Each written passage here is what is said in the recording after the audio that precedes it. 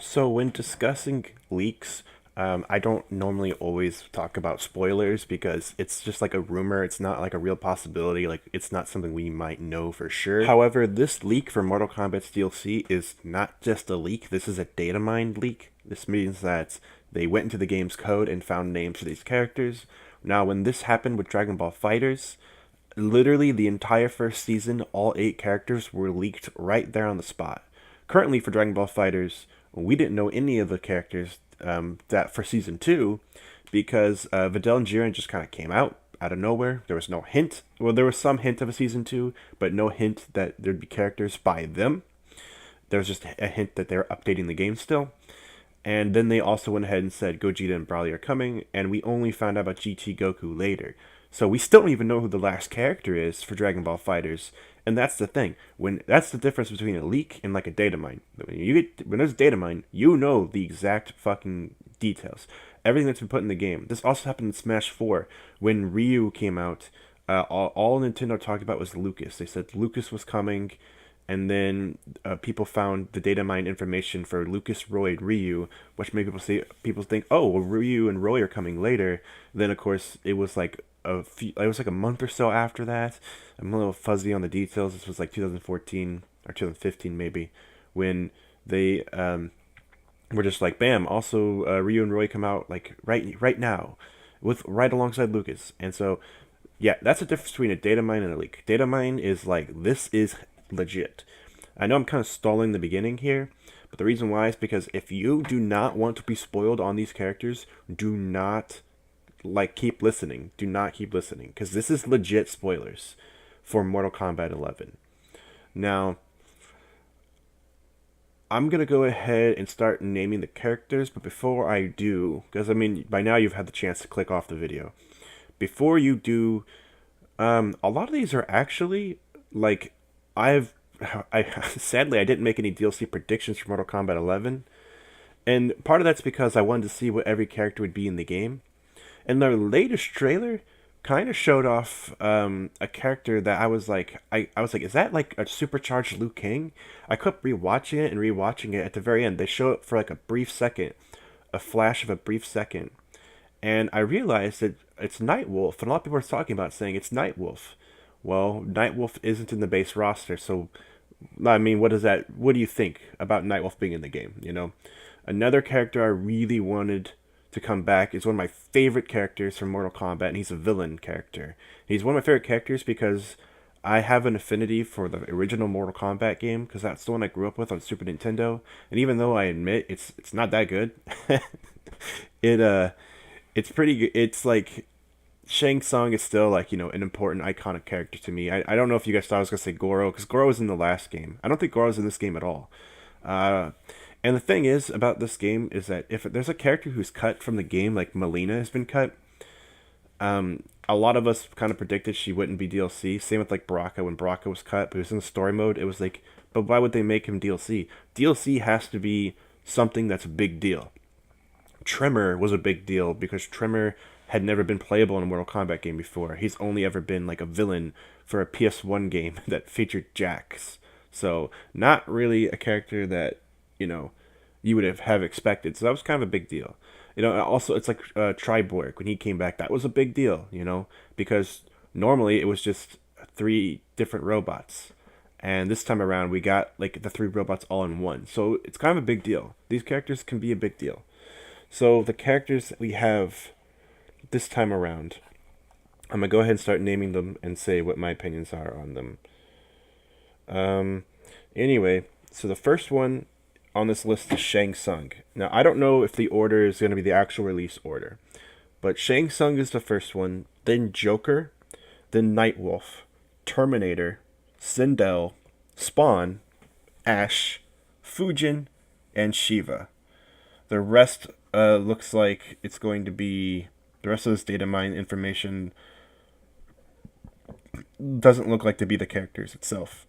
So that's the characters. I'm gonna go and say I want to say them all. So if you don't want to hear my opinions on them, you can just listen to that and click off the video. I'm not gonna be offended. Like I said, I don't put ad revenue on these videos. So anyway, The first one was Shang Tsung. Again, I already said like that's one I really wanted, but the reason why I thought he had a chance, I kind of thought he'd be in the base roster for this game because Shang Tsung is an important character in Mortal Kombat. Yes, Shao Kahn towers over him, and Shao Kahn's like the pre-order bonus character. And don't get me wrong, that's awesome because I love Shao Kahn. I think he's a much better villain than Shinnok. I think he's just my favorite Mortal Kombat villain. However, they can't do Shao Kahn every time. Okay, they just can't. So this idea for Shao Kahn as DLC as like the pre-order bonus is a great idea, but also it's like they always do a boss character as the pre-order bonus. Like they did Darkseid for Injustice 2, they did Goro for Mortal Kombat 10. So for Shao Kahn for this one is a great choice.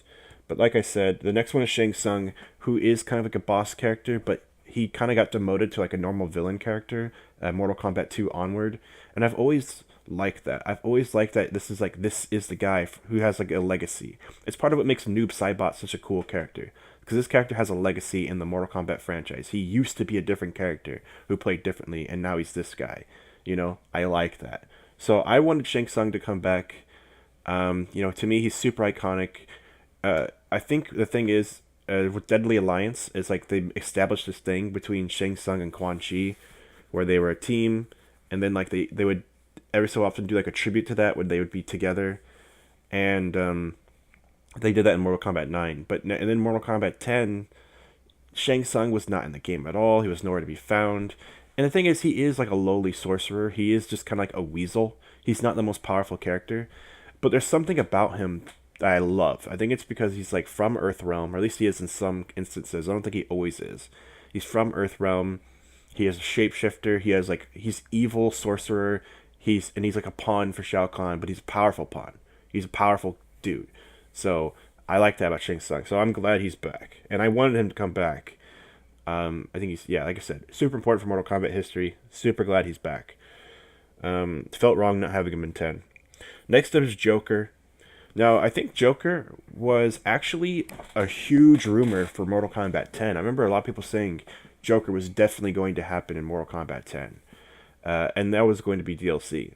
Now, the funny thing is that it makes sense because the Joker, he is the most of any of the DC characters who would be comfortable in this like killing situation. Like even Deathstroke and Lex Luthor might not fit the role as well.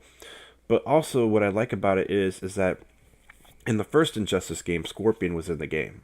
And then in Injustice 2, not only was Sub-Zero in the game, but they also did Raiden. So they put Mortal Kombat characters in Injustice, which I love, by the way. Sub-Zero is one of my favorite characters in Injustice 2, and having him clash against Batman Superman is a great feeling. So the fact they're doing the Joker, it just makes the most sense. Obviously, he's like the most iconic bad guy character in anything, whether it be DC, Marvel, or anything. He's kind of like the most iconic villain and antagonist of all time. Maybe outside of like Darth Vader. Joker is just a huge deal. Oh man, especially it's probably not going to be voice acted by Mark Hamill because the Warner Brothers games never seem to get him to play Joker for some reason. They do for the Arkham games, but for some reason not for Injustice 1 and 2. But man, it would be cool. But either one, whoever they get, it'll be great. Joker also plays really damn good in Injustice. He's actually one of my favorite characters. In fact, he was my main for a little bit I think before Sub-Zero came out. I think Joker was my favorite character to play besides like Superman. I would love to see how they implement him here. And like I said, it's just cool because Mortal Kombat characters are always in Injustice, so it's about time an Injustice character is in Mortal Kombat. I'm assuming he would have somewhat similar moveset because now there's 2 games and his moveset's been pretty consistent through both. So yeah. Third up is Nightwolf. I actually made a tweet about Nightwolf before they showed that trailer that kind of teased him a little bit, where they said, I said like, hey, Native American characters are really badass, and Native Americans are underrepresented in games already. So you have a Native American character, and you guys have probably one of the best ones and one of the more respectful ones compared to like T-Hawk from Street Fighter. So let's do Nightwolf, man. Nightwolf is badass. Like I love Nightwolf. Let's do him. and I was kind of sad that they weren't doing him. You know, even though he was in Mortal Kombat 9, and it looks like he's coming back in this one. Thing is about Nightwolf is he doesn't have the best design, and in this one it looks like he's getting on like more godly powers, and I like that idea a lot. So this is a good idea for Nightwolf, and this is a great idea to redesign the character. So Joker is the first crossover character, and it kind of needs to be Joker, kind of like how Sub-Zero was the first crossover character. Sub-Zero was like one of the first characters that came out in Injustice. It was like Red Hood, then Sub-Zero, then Starfire. So they need to get the DC stuff out of the way first. To me, it's the most obvious. So if you wait, the really hard hitting ones won't matter. It's like the hard you got to do those first. But next up is Terminator.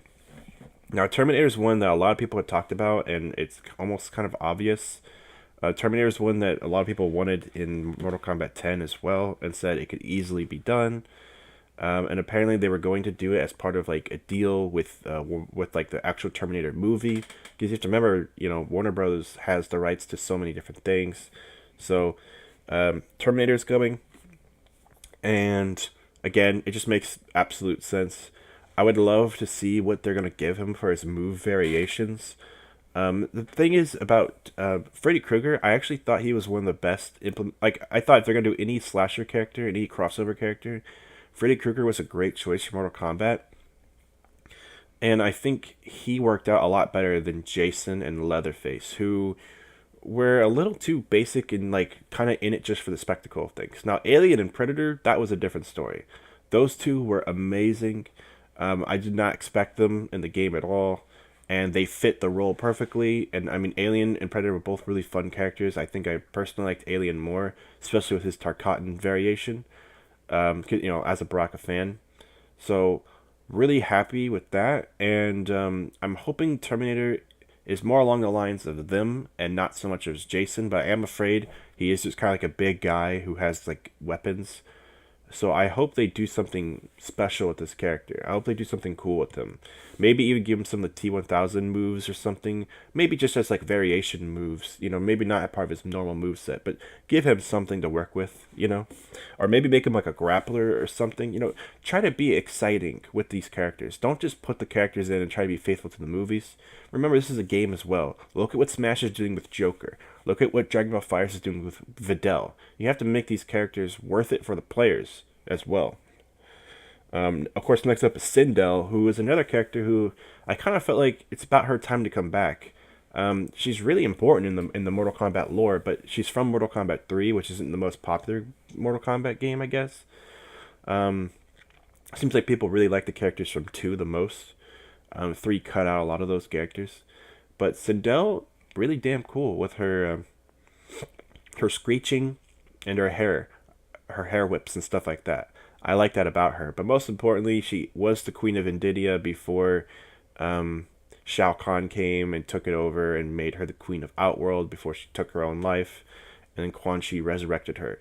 So yeah, she's a cool, important character, and I'm really glad she's back. That's another character I was like, yeah, she shouldn't have been gone. Next up is Spawn. This is another character. This was like, if I was going to guess any crossover character would be in the game, I was going to guess it would be Spawn. Some people wanted him for Injustice, but a lot of people were saying no, he'd be safe for Mortal Kombat. Spawn is a superhero that could kill people and it'd be fine. And yeah, Spawn's just also badass. And we wanted him as a crossover in Injustice, and that would be because they would be like comic books crossing over. But considering Injustice gave us Hellboy and the Ninja Turtles, I'm fine with this. You know, the Ninja Turtles would not have worked in in Mortal Kombat at all. Could you imagine if the Ninja Turtles were in Mortal Kombat? It would just not have worked. So Spawn's what we're getting. Spawn's darker. He fits the aesthetic of the game already. His can kill people, and yeah, it's fine. So Spawn is kind of a perfect choice for Mortal Kombat. If you're gonna do a superhero, putting him in Mortal Kombat might be better than Injustice. So I'm glad they did it the way they did it. You know, I wouldn't want Hellboy in Mortal Kombat, and I wouldn't want Spawn in Injustice if it meant we couldn't get him in Mortal Kombat. If we got him in both, then yeah, I would have been fine with that. But no, he's a crossover character for a reason, so he's got to be DLC. And doing DLC for the 2 games in a row, that would be should be weird. So no. Um, After that is Ash from Evil Dead. And I said Ash earlier when I was just naming. I said Ash. I didn't say from Evil Dead, but I'm saying from Evil Dead now because this was another really highly rumored character. Again, like these DLC choices don't shock me. None of them shock me. But when I first heard the idea of Ash possibly being in Mortal Kombat, that made me really excited. So to me, this could be a much better version of Jason, like a much better, or no, sorry, Leatherface was the one with the chainsaw. He used to be a much better character, probably more agile. He'll have, a sawed-off shotgun. He'll have the chainsaw, but most importantly, he'll probably have the Necronomicon or something like that, or other items that could do some like projectiles, or maybe put like some shield buffs or status effects, or summoning zombies would probably be one of his moves. Something like that, turning something into like a demon possessed monster thingy, something like that. He there's an there is an inkling of mysticism with this character, and that's what makes him more exciting as far as possible fighting game character than someone like Leatherface or Jason, in my opinion. So, in my opinion, Ash is really exciting. I think he's way better. Maybe he's not as good as like Alien Predator, but as far as like movie crossover characters goes, this is a good one. This is a fucking fantastic one. So really excited about Ash. Not to mention, Evil Dead fans. They're Evil Dead's considered like a cult classic. It has a fandom, and this is just gonna make them happy. And Evil Dead, and I mean, it's a bloody ass fucking movie, so why not include it in Mortal Kombat? It just makes sense, and it's gonna be so much fun to have Ash like kill someone for a fatality and then say groovy, and we all know it's gonna happen. And it's probably gonna be Steve Campbell playing him. It's probably gonna be the actual actor for Ash playing Ash. It's gonna be great. So I'm down with that. Um, Next up is Fujin. This is a character that I remember watching a video for Mortal Kombat 10 where someone was complaining about Bo Raicho, and they said, "Why would you ever pick Bo Raicho as this ultimate disappointment over other characters? Like, what if we had Fujin?" Now, Fujin's from Mortal Kombat 4, and that game is woo doggy. Ooh, that game did not age well. However, Fujin was in Mortal Kombat 10, and not as a playable character, but he was with Raiden fighting along defending Earthrealm. Fujin is like a wind god, and he also fights alongside Raiden in certain situations. And so we know he's in this universe. We know he's alive and well. So what's he doing? So the idea of bringing Fujin back is perfect for DLC, as well as maybe it could have been like a really cool like he's back in the game. It didn't matter. He didn't have to be DLC, but I am glad he's coming back. For me personally, it's one of those obvious choices, even though it's not a character I care about that much. I know other people care and it'll make them happy. The last one is Shiva, that one is probably the most shocking to me of any on this list, because I would have figured like Smoke would be in here, and or something like that. I don't think Cyrax and Sector are in the game. I'm not sure about that. I have to look into that. Yep, even though Cyrax and Sector are in the story mode, or at least Cyrax was, they're not in the game, and they're not DLC. Now, I, for example, thought like they probably wouldn't do Triborg again, and honestly, Triborg was like a one-time thing, and honestly, I would have preferred just like one of them, but, or at least Smoke, But I honestly was like, yeah, but the idea of them doing Triborg, of course, doesn't exactly make sense. And that was DLC last time. If they weren't in the base game, they're probably not going to be DLC this time around, And so instead, I was thinking maybe like Smoke or something. Smoke's a character I really like. In Mortal Kombat 9, he's really one of the best. Smoke's awesome. And I just always like Smoke in the lore and everything, because he's like Sub-Zero's friend. He's another good Lin Kuei ninja. And we're not getting Smoke at all. We're not getting any of these characters. We're not getting Rain. Ermac and Reptile are also not in the game. It's sort of like Mortal Kombat 3 in the sense of they cut out all the ninjas, but they also cut out some of the robots. So yeah, there's a lot of characters that you might think would be here that are missing, and it's because it looks like they're trying to get as far away from the clone character concept as possible, even though that honestly is what made like Ultimate Mortal Kombat 3 and Mortal Kombat Trilogy so popular. It's the fact that it was like old Sub-Zero, Scorpion, Rain, You know, Ermac, Reptile, all these characters. There were so many of the ninjas, and people liked them. So, really shocked that Ermac's not coming back because he's such a vital, important character in both Mortal Kombat 9 and 10. And Reptile is one of my favorite characters in Mortal Kombat 9 and 10. He plays so good. He's always really good. And no Reptile at all in this game. No Reptile at all. So, yeah, there's this game is a lot different from the past Mortal Kombat games. Of course, 9 was like every classic character. 9 was pretty much every character from Ultimate Mortal Kombat 3. And then when the DLC came out, they even included Rain. So it was like everyone was back. Mortal Kombat 10, however, definitely cut things down, but they kept in who they felt was the most important. Now, I don't really think about Reptile and Ermac as being clone characters of the ninjas, but I guess there can only be so much fodder in the game, so they got rid of Reptile and put in Baraka, and I got rid of Ermac and put in Noob.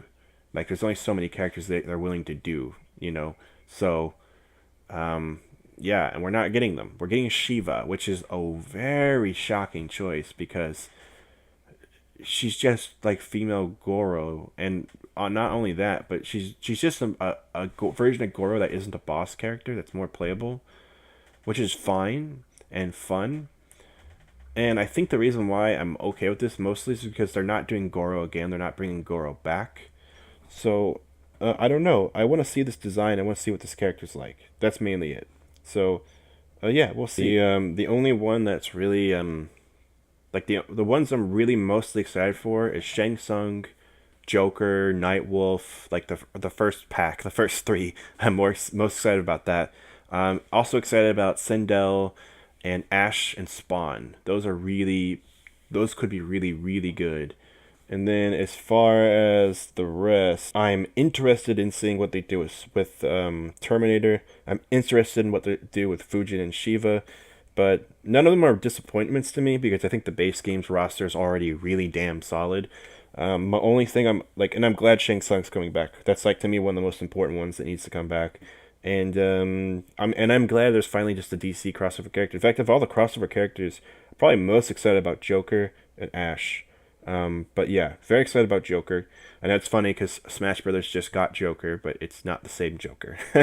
This is a Joker from Batman. Don't get it twisted, okay? But yeah, so this is pretty dope. This is a really cool cast, really good DLC lineup. I'm very happy with this.